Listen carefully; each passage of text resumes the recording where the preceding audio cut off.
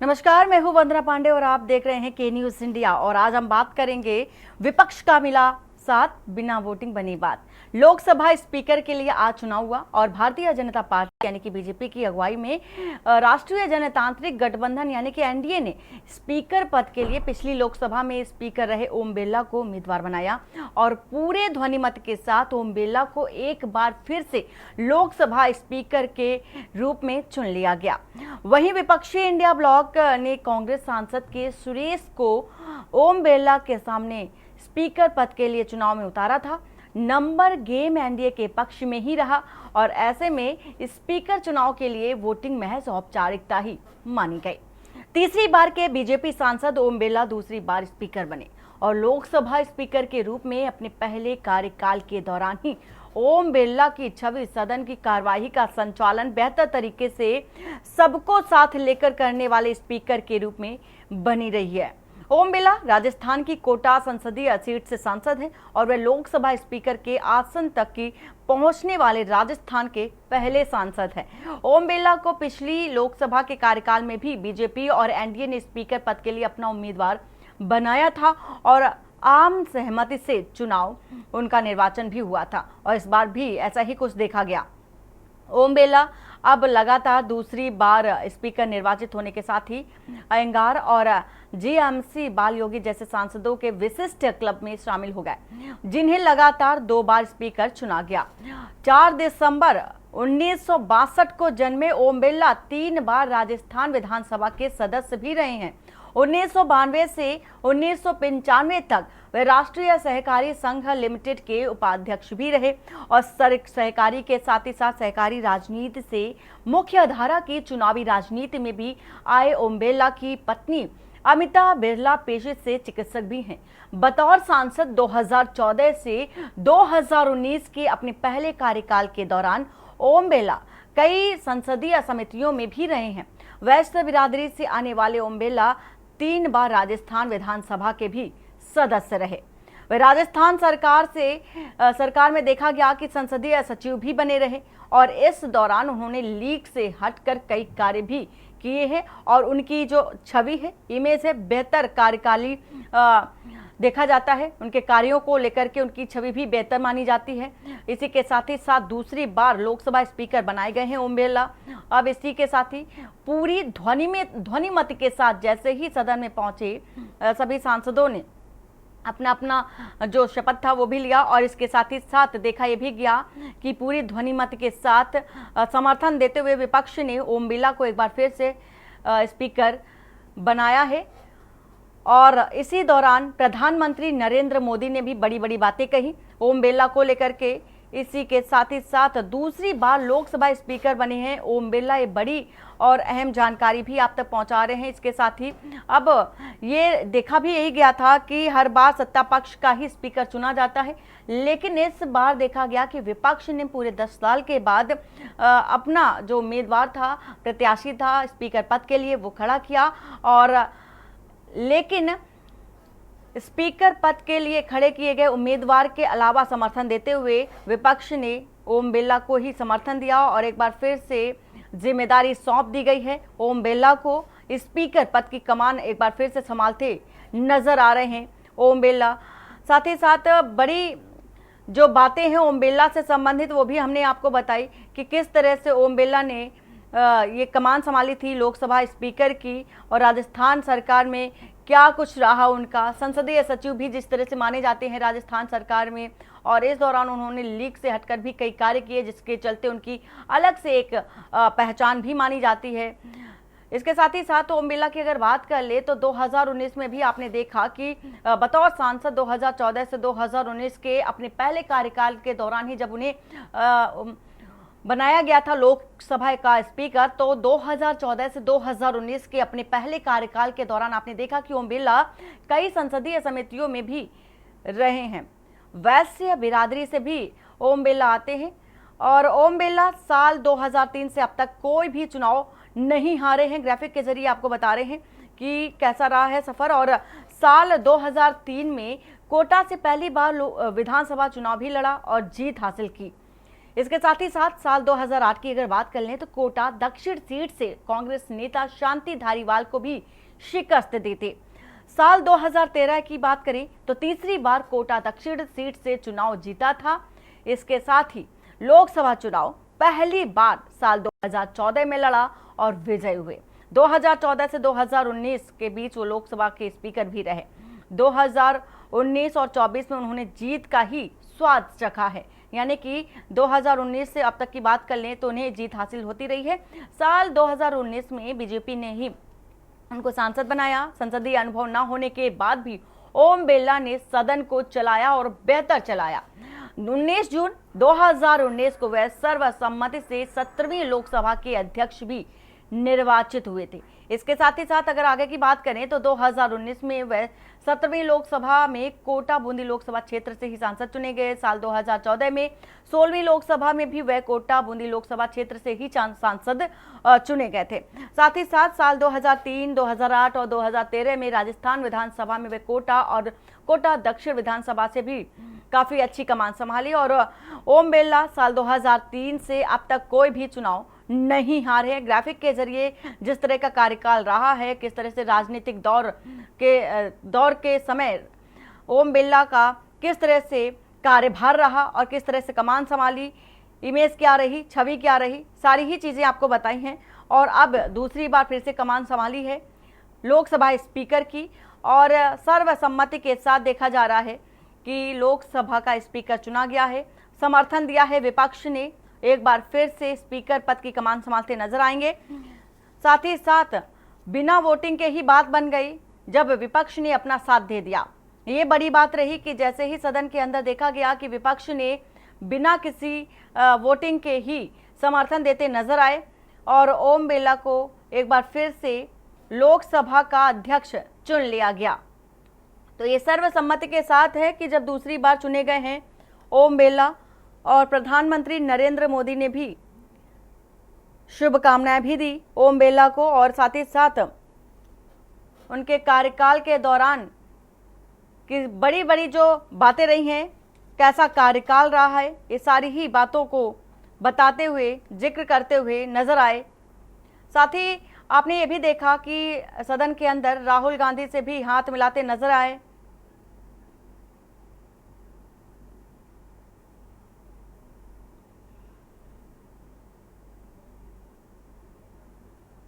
बात करते हैं बिना वोटिंग बनी बात, विपक्ष का मिला है साथ, जिसको लेकर के आज लोकसभा स्पीकर के लिए फिर से चुन लिए गए हैं ओम बिरला। इसके साथ ही साथ विपक्ष ने पूरी तरह से साथ दिया, समर्थन दिया, और सदन के अंदर जिस तरह से देखा कि जैसे ही ओम बिरला को चुना गया लोकसभा स्पीकर के रूप में, उसी दौरान राहुल गांधी और ओम बिरला के साथ ही साथ राहुल गांधी और प्रधानमंत्री नरेंद्र मोदी, किरण रिजिजू उनको बाकायदे आसन के साथ लेकर चले और कुर्सी के पास जैसे ही पहुंचे और ओम बिरला ने फिर से कुर्सी पर काबिज होते हुए दूसरी बार कमान संभाली स्पीकर पद की। हमारे साथ हैं हयात उमर, वरिष्ठ पत्रकार हैं, दिल्ली से जुड़े हैं। इसके साथ ही साथ अजय शुक्ला, वरिष्ठ पत्रकार हमारे साथ जुड़ चुके हैं। हयात उमर, जिस तरह से देखा जा रहा है कि जैसे ही लोकसभा स्पीकर का चुनाव हुआ था, इससे पहले इंडिया और एनडीए में देखा गया था कि बहुत जो एक तरह से नहीं नोकझोंक की बारी देखी गई थी और के सुरेश को खड़ा किया गया था। विपक्ष ने जिस तरह से खड़ा किया, एक बार फिर से अपनी जो धौस थी, अपनी जो रौब था, एक बार दिखाने की कोशिश विपक्ष की ओर से की गई। और हर बार ये भी देखा जाता है कि सत्ता पक्ष का ही स्पीकर चुना जाता है, लेकिन इस बार क्या हुआ, जो विपक्ष ने चुनाव लड़ने का मूड बना लिया था। ये बड़ा और अहम सवाल हो जाता है। हालांकि ये तय माना जा रहा था कि जो स्पीकर पद की कमान जो संभालेगा वो एनडीए का ही उम्मीदवार होगा, पहले से ही तय माना जा रहा था, फिर ऐसा क्यों? निश्चित रूप से, और जब भी सरकार बनती है, जिसकी भी सरकार बनती है केंद्र में, यही परंपरा है कि जो सत्ताधारी दल या सत्ताधारी गठबंधन होता है, स्पीकर उसका होता है, ये उनका प्रोवोकेटिव होता है। और अगर स्पीकर नहीं बन पाता है तो ये एक तरह से मेजॉरिटी, फ्लोर पर मेजॉरिटी प्रूव ना करने जैसा होता। तो ये तो बिल्कुल असंभव सी बात थी कि सत्ताधारी गठबंधन का या मोदी जी के नेतृत्व में जो एनडीए का गठबंधन है उनका स्पीकर नहीं बनता।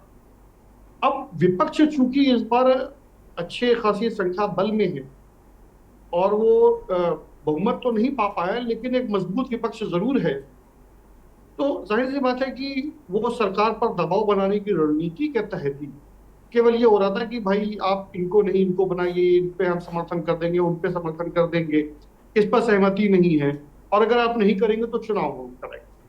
चुनाव कराने की स्थिति में भी तो फर्क न पड़ता, अगर वोटिंग हो भी जाती तो भी ओम बिरला जी को ही जीतना था। मैं उनको बहुत बहुत बधाई देता हूँ। और ये लोकतंत्र की आज का जो ये ध्वनि मत से पारित हो गया और उनको सहमति आम सहमति से चुन लिया गया, ये लोकतंत्र की जीत है, ये भी लोकतंत्र की जीत है। ये बड़ी खूबसूरती वाली बात है। टकराव मुद्दों पे होना चाहिए, ना कि टकराव इस बात पे हो कि मेरा डिप्टी स्पीकर हो और तुम्हारा स्पीकर हो, या हमारे पास ये पद हो या हमारे पास वो। जनता के मुद्दों को लेकर के विपक्ष अगर मुखर रहता है तो इस पे जाहिर बात है कि जनता का समर्थन ही मिलेगा और यही उनका काम। लेकिन स्पीकर हमारा होए और डिप्टी स्पीकर हमारा होए, ये कोई बड़ा मुद्दा नहीं है और कभी नहीं रहा है। उससे बहुत फर्क पड़ना भी नहीं है। अगर डिप्टी स्पीकर आपका बन भी जाएगा तो उसके कोई बहुत वो नहीं मत। लेकिन अच्छी बात ये रही कि ये चुनाव नहीं हुआ, वोटिंग नहीं हुई, और ध्वनि मत से आम सहमति से बिरला जी का चुनाव हो गया। उनको एक बार पुनः बहुत बहुत बधाई। बिल्कुल लौटेंगे आपके पास। अजय जी, जिस तरह से डिप्टी स्पीकर की भी अब चर्चा होनी शुरू हो गई है, तो संख्या बल के मुताबिक अगर देखा जा रहा है तो ओम बिरला को स्पीकर बना दिया गया है। और अब क्या माना जाए कि डिप्टी स्पीकर पद के लिए क्या एक बार फिर से सत्ता पक्ष और विपक्ष ने मोर्चा खोल दिया है? नहीं, मुझे लगता है कि देखिए इस तरह से नहीं देखना चाहिए। अभी जैसे कह रहे थे हयात, तो बिल्कुल सही कह रहे थे कि एक परंपरा होती है, संवैधानिक परंपरा है। उस परंपरा में देखिए संविधान के अनुच्छेद 93 में प्रोविजन है कि कैसे आप जो है सदन की पहली जो बैठक होगी, जो सबसे वो होगी, उसमें किस तरीके से आप अध्यक्ष और उपाध्यक्ष को चुनेंगे। उसमें वास्तव में चुनेंगे शब्द है, उसमें कोई कि इलेक्शन प्रोसेस होगा या किस तरह से चुनेंगे, सर्वसहमत से चुनेंगे, इसका ये नहीं है। तो यदि सहमति बनती है तो बेहतर है, क्योंकि सदन का जो अध्यक्ष होता है वो किसी पार्टी का सदस्य नहीं रह जाता है। जिस समय वो सदन का अध्यक्ष बनता है वो अपनी पार्टी से रिजाइन करता है। तो पहली बात ये जान लीजिए कि वो स्पीकर किसी पार्टी का नहीं होता, कानून जो हमारा संविधान व्यवस्था करता है। दूसरी चीज ये है कि ये बड़ा सिंबॉलिक पोस्ट है। यह सदन के संचालन के साथ साथ ये सदन के सदस्यों का संरक्षक भी होता है, कस्टोडियन भी होता है, और उन सदन की मर्यादाओं, परंपराओं और नियमों का भी संरक्षक होता है, जिसके तहत हर चीज का वो होता है। तो स्वाभाविक सी बात है, आज राहुल गांधी नेता अपोजिशन बन चुके हैं, तो नेता प्रतिपक्ष बनने के बाद में सदन में उनकी हैसियत प्रधानमंत्री के बाद में सेकंड नंबर की। तो ऐसी स्थिति में अब सदन में जब चलेगा तो पक्ष और विपक्ष दोनों अलग नहीं होते, ये एक सदन के हिस्से हैं। जैसे हमारे दो हाथ हैं, दो पांव हैं, दो आंखें हैं, उसी तरीके से होता है, हर एक का अपना नजरिया। तो ये परंपरा थी, तो शायद ये एक अच्छा रहा कि वोटिंग की नौबत नहीं आई।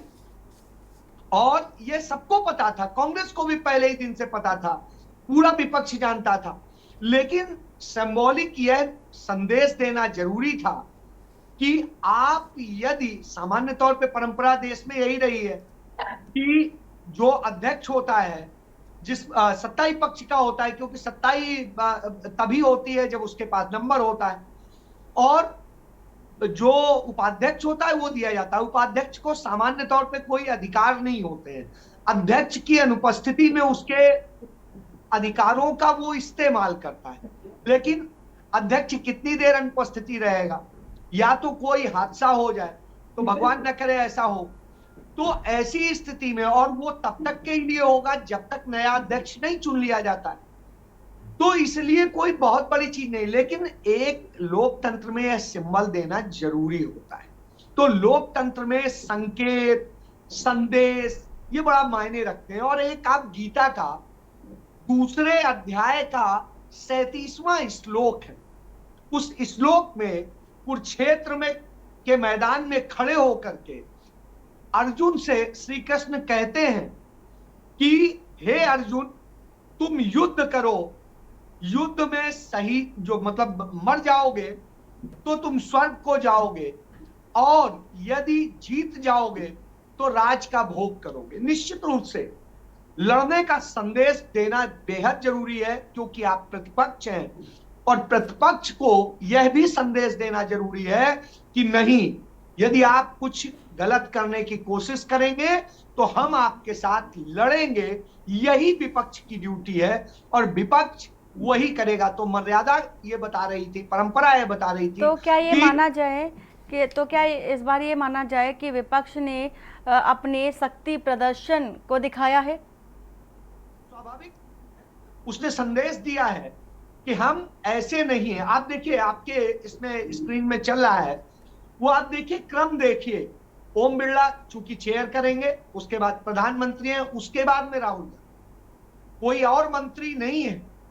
और उसका दर्जा, यदि आप पूरी संवैधानिक लिस्ट देखिएगा तो यदि उप प्रधानमंत्री टाइप का कोई पद नहीं दिया गया है, हालांकि वो भी कैबिनेट मिनिस्टर रैंक ही होता है, लेकिन तो राष्ट्रपति, उपराष्ट्रपति, स्पीकर, प्रधानमंत्री और एलओपी होता है। तो ये रैंकिंग है। तो आज की डेट में विपक्ष 10 साल बाद इस हैसियत पर पहुंचा है कि उसको एलओपी मिला है। नहीं तो नरेंद्र मोदी के शासनकाल में एलओपी मिला नहीं। हालांकि एक परंपरा रही है कि जब ऐसा होता है, थोड़े बहुत वो सीटों की बात होती है, तो सबसे बड़े विपक्षी दल के नेता को दिया जाता है, लेकिन नरेंद्र मोदी ने यह दरियादिली नहीं दिखाई, कभी नहीं दिखाई। तो ऐसी स्थिति में यह एक अच्छी चीज है कि इस बार विपक्ष जो है इस हैसियत से आया है कि वो सत्ता पक्ष को यह बता सके कि हम हक से लेंगे, आपकी दया से नहीं लेंगे।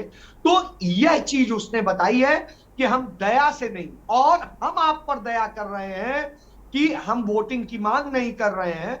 नहीं तो वोटिंग की मांग करते, उससे जो वोट डिवाइड होते हैं, हार जीत अलग भी विषय है, वो संदेश जाता कि इसका मतलब अध्यक्ष बहुमत से नहीं, अध्यक्ष जो है सिर्फ अपने उन लोगों के बूते हैं, पूरे सदन का नहीं। तो यह संदेश से बच गया, ये हमारे लोकतंत्र को बचा दिया है। तो विपक्ष ने उस लाज को बचाया है जो मर्यादा होती है, जो पर्दा होता है।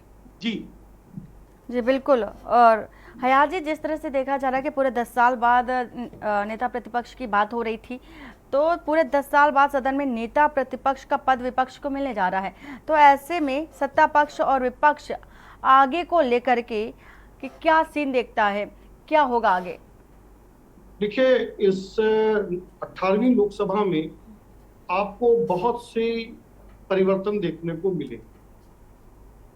16वीं और 17वीं लोकसभा में बीजेपी को और सामान्यतः कहे मोदी जी को पूर्ण बहुमत प्राप्त था अपने दम पर। 303 सीटें थी, 274 सीटें थी। तो ऐसे में उनको अब वो अपने भी सहयोगियों से किसी बात की चर्चा करना, सहमति लेना, एक सामान्य सहमति बनाना, इस पर बहुत जोर नहीं रहा उनका। वो ज्यादातर अध्यादेश पे पूरी सरकार चली, आदेश हो गए, जब फैसले हो गए, चाहे वो कृषि कानून हो या नोटबंदी हो, तब उनके सहयोगियों को, यहां तक कि मंत्रिमंडलीय सहयोगियों को भी तब पता चला। अब स्थिति थोड़ा सा अलग हो। एक तो विपक्ष मजबूत है, 234 सीटें विपक्ष के पास है, राज्यसभा में भी उसकी स्थिति इसी अनुपात में मजबूत होगी। दूसरी बात है कि खुद बीजेपी की सीटें 240 पे ही हैं। जाहिर सी बात है कि उनको अब किसी भी बात के लिए, किसी भी बड़े निर्णय के लिए अपने सहयोगियों की सहमति लेना भी पहले जरूरी होगा, उनको विश्वास में लेना भी जरूरी होगा। अगर वो अपने सहयोगियों के विश्वास में नहीं लेंगे तो फ्लोर चला पाना, सदन चला पाना और अध्यादेश या कानून बनवा पाना बहुत मुश्किल हो जाएगा उनके। तो विपक्ष का इस बार मजबूत होना सरकार के लिए भले ही थोड़ा सा परेशानी का सबब हो, लेकिन लोकतंत्र के लिए बहुत अच्छा हुआ। जो बिल बिना चर्चा के, बिना स्टैंडिंग कमेटी को गए, बिना रिव्यू कमेटीज में गए हुए, बिना पार्लियामेंट्री उस रिव्यूज पे आए हुए पास हो जाते थे, जिन पर बाद में लोगों को पता चलता था कि ऐसा कोई कानून बन गया है, उस पर फिर आंदोलन प्रदर्शन होते थे, वो अब चीजें रुकेंगी। अब सरकार को हर बिल के लिए, हर कानून के लिए तो सदन में लाना पड़ेगा, उसको स्टैंडिंग कमेटीज में भेजना पड़ेगा, पार्लियामेंट्री रिव्यूज में जाना पड़ेगा, उनको सदन में उस पर चर्चा होगी, बहस होगी, सरकार को जवाब देना पड़ेगा। और सबसे बड़ी बात है कि अपने ही सहयोगियों के साथ उस पर एक आम सहमति बनानी होगी। तो 5 साल अगले सरकार के लिए बहुत चुनौतीपूर्ण होने वाले हैं, और विपक्ष की ये पूरी कोशिश रहेगी कि वो हर मुद्दे पर सरकार को घेरे, क्योंकि जैसा कि अजय जी ने कहा कि गीता में कहा गया कि अगर आप जंग के मैदान में हैं, अगर आप हार भी जाते हैं तो भी आपकी ये जीत है, और जीत रहे वो तो जीत ही है आपकी। तो विपक्ष की यही पूरी कोशिश होगी कि हर मुद्दे पे मोदी जी को घेरे और उसको कहीं से भी निरंकुश शासन की तरह पे व्यवहार न करने दे, जो पिछले 10 सालों में देखा गया। और इस बार ये देखा भी गया था कि जिस तरह से लोकसभा का चुनाव जब हुआ, उससे पहले एडी चोटी का जो पूरी कोशिश थी, पूरी जो दम था वो लगा दिया है राहुल गांधी ने। पूरे विपक्ष ने एडी चोटी का दम लगाते हुए नजर आए थे, और ये रिजल्ट के तौर पर देखने को भी मिला। लोकसभा चुनाव का जब रिजल्ट सामने आया तो जिस तरह से नतीजे आए वो वाकई चौंकाने वाले भी थे, और मेहनत भी बताई जा सकती है। हयात जी, जिस तरह से विपक्ष ने मेहनत की तो वो साफ तौर पर इस बार नजर आया है। बिल्कुल बिल्कुल, और मेहनत ऐसा नहीं है, मेहनत दोनों तरफ से बहुत हुई, क्योंकि बहुत कुछ मुझे लगता है कि बीजेपी के शीर्ष नेतृत्व को यह अंदाजा हो गया था कि चुनाव में अगले क्या रिजल्ट किस तरह का आने वाला है। आप मोदी जी की सभाएं देखिए, उन्होंने करीब करीब ऑलमोस्ट 200 के आसपास सभाएं की। तो और बाकी बीजेपी के वरिष्ठ नेताओं की सभाओं का आप देख लेंगे तो कुल मिलाकर के देश में 1000 के ऊपर बड़ी सभाएं हुई हैं, और उसका ये नतीजा रहा भी, उसका पॉजिटिव रिजल्ट भी आए हैं। उड़ीसा में उनको आशातीत सफलता मिली है, जिसकी उम्मीद नहीं थी। कर्नाटक में उनको सफलता मिली, तमिलनाडु में उनका सफलता मिली, केरल में उनका खाता खुल गया, जो अपने आप में बड़ा ऐतिहासिक है। महाराष्ट्र, अगर यूपी में थोड़ा सा उनको सेटबैक मिला है, तो एमपी में उनको पूरा क्लीन स्वीप किया है, नॉर्थ ईस्ट पूरा क्लीन स्वीप ऑलमोस्ट किया है। बिहार में उनको बहुत अपेक्षित सफलता मिली है, जहां की उम्मीद की जाती है विपक्ष बिहार में अच्छा प्रदर्शन करेगा, ऐसा नहीं हो पाया। तो जाहिर सी बात है कि 10 विपक्ष ने भी यूपी से खास करके अगर देखा जाए तो 7 सीटें 10 सीटें के ऊपर उम्मीद नहीं की जा रही थी। कुल मिलाकर के 37 सीटें निकाल लेना अपने आप में बहुत बड़ी बात है। तो यूपी जैसे स्टेट में होना, हरियाणा में अच्छी सफलता मिल गई, राजस्थान में अच्छी सफलता मिल गई। तो मेहनत तो दोनों से तरफ से हुई और रिजल्ट मिला, और यही वजह है कि आज हम एक ऐसा सदन देख रहे हैं जिसमें शक्ति संतुलन है। ये एक तरफ से पूरा पल्ला एक तरफा नहीं सदन है, कि पूरी ताकत एक ही व्यक्ति के हाथ में, एक ही पार्टी के हाथ में, एक ही गठबंधन के हाथ में निहित हो। आज शक्ति संतुलन है, कोई भी पक्ष मनमाना नहीं कर सकता है। ऐसा अब नहीं हो पाएगा कि 150 सांसदों को निलंबित कर करके बिल पार कर दिए जाए।